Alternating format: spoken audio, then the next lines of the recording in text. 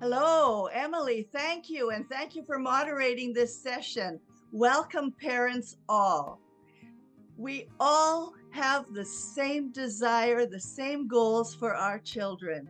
We want them to be significant contributors to society someday. And the only important way to make that happen is, of course, teaching them to read, helping them to learn to read, helping them with their reading. So that's what I've been brought onto this session for you today, to give you hints and helpful suggestions on how to do this. And I prepared some visuals that will help you understand what I'm trying to get across to you. So let's begin. What can we do to help our children?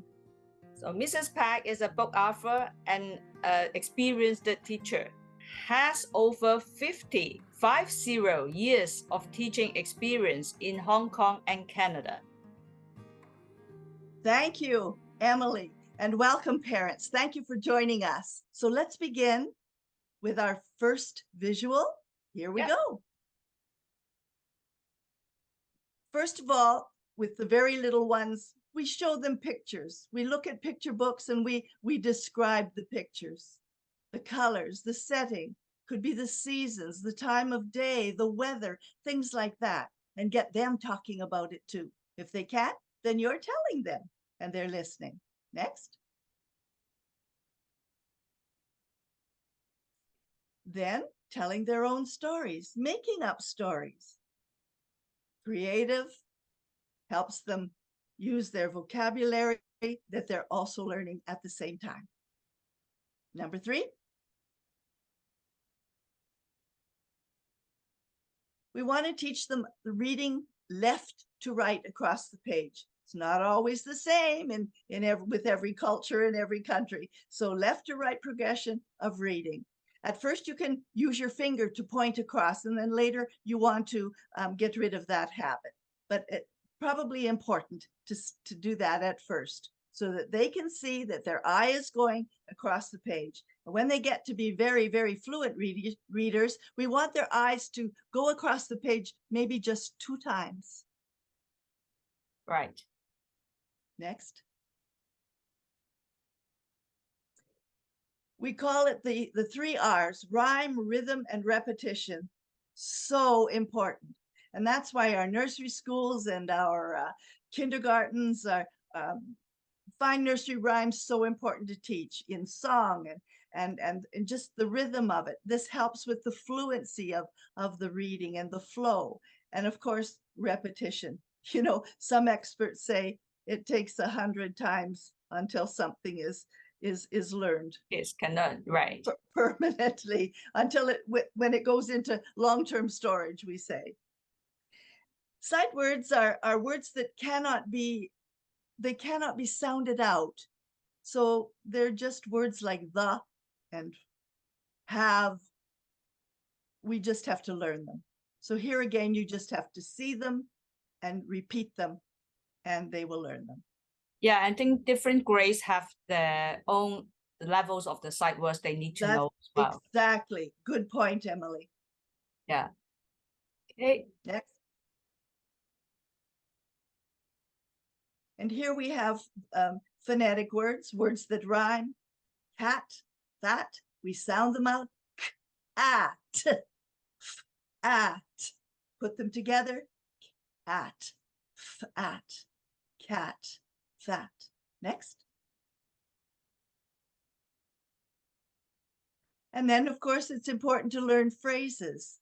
Instead of on the chair, we want them to be able to say on the chair, emphasizing the important word in the phrase, chair, the noun, on the chair, to the door. And usually phrases begin with a little preposition. Over the bridge, at the school, from my friend. Good. Phrases. The next is interesting to them. Number words and color words, various ways, so many words that of course we teach them numbers, counting orally, coloring, giving them crayons, and just flashcards, and playing games, sorting out the colors. and they have to learn how to read these. Some of them are phonetic. You can sound them out. Some of them aren't. Yeah, I think these are all the basic things that when we read with our child, we need to know this things. And when we read with them, then they can be more fluent on like reading as well. So, That and is then there correct. are also some other techniques, right? Yes, we have some techniques. The experts don't always agree on what are the 5 most common letters, but some experts would say R, T, N, I as the vowel, and L. So these are your consonants and the one vowel. We try when we're teaching our children at first to avoid the capitals and just concentrate on the lowercase letters, because of course capitals usually just come for proper words, proper nouns, or at the beginning of a sentence. So they're going to see the smaller case, the lowercase, most often. So we want to teach them the sounds, not the names. So it's not R, it's R. It's not T, it's T. It's not N, it's N. And I is I. So we have vowels that are short and vowels that are long. So vowels that are short are A, E, I, and vowels that are long are A, E, I, O, U. And you see how long it says to say each one of them? Yes, Maybe that's why exactly. we call it long vowels, right? Yeah. So, yeah. And so when you're using these, going left to right, and then put it together and you've got it. We call that pencil read.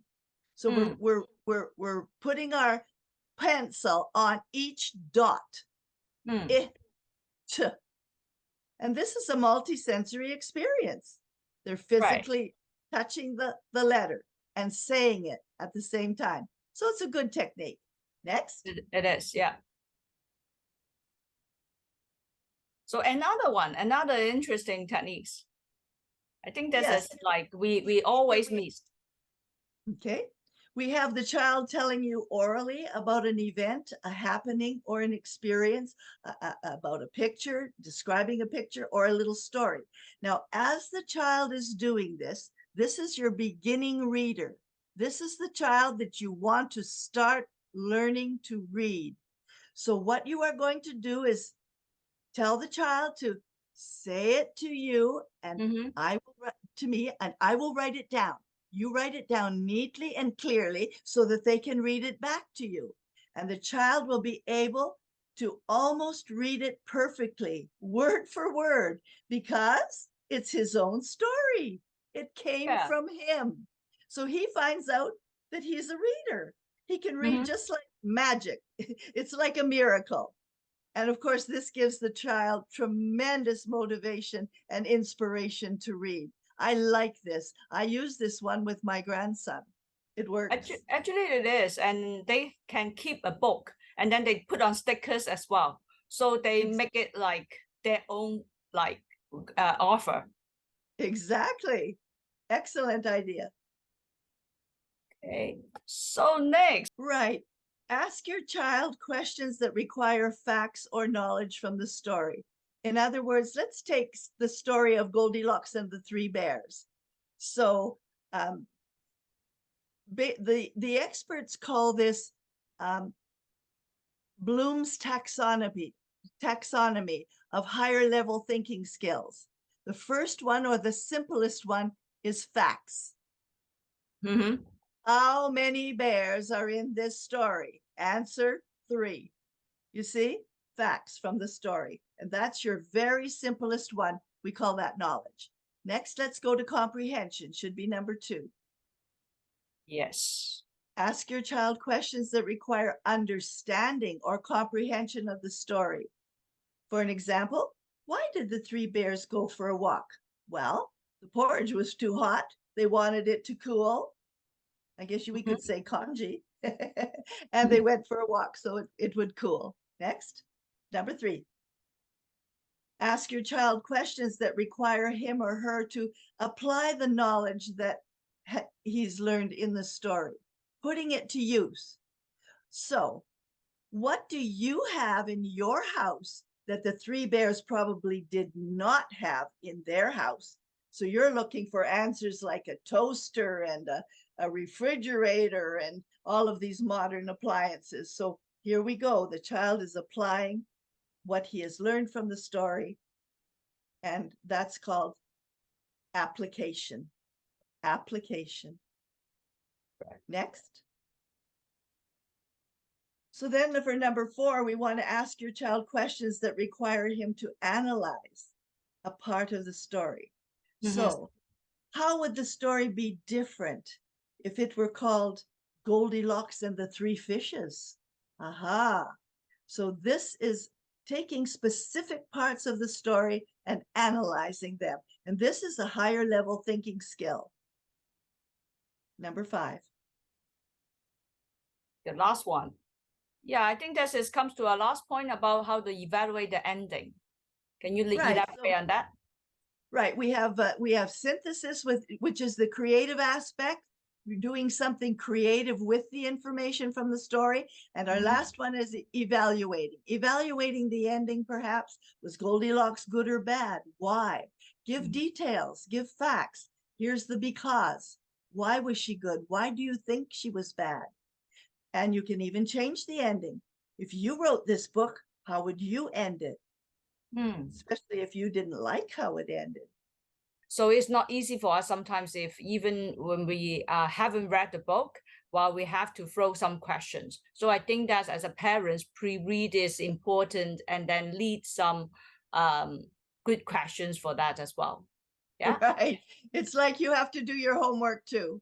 Yes, exactly. Okay. So the last one is like other suggestions you have prepared for us.